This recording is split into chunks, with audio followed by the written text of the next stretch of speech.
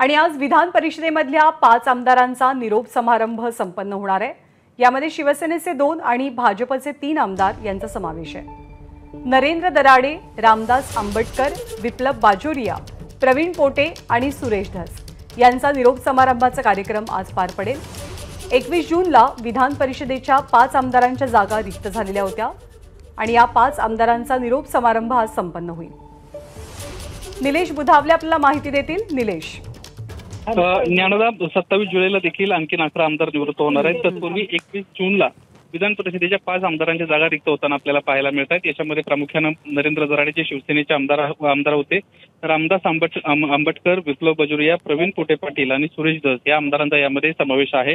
आज दुपारनंतर हा निरोपाचा समारंभाचा कार्यक्रम पार पडेल आणि त्यानंतर 27 जुलैचे जे आमदार निवृत्त होतील त्यांचा जो निरोप समारंभ असेल तो पुढच्या अधिवेशनामध्ये म्हणजे नव्या सरकारच्या कालावधीमध्ये आपल्याला पाहायला मिळणार आहे। ज्ञानदा, धन्यवाद निलेश या माहितीबद्दल।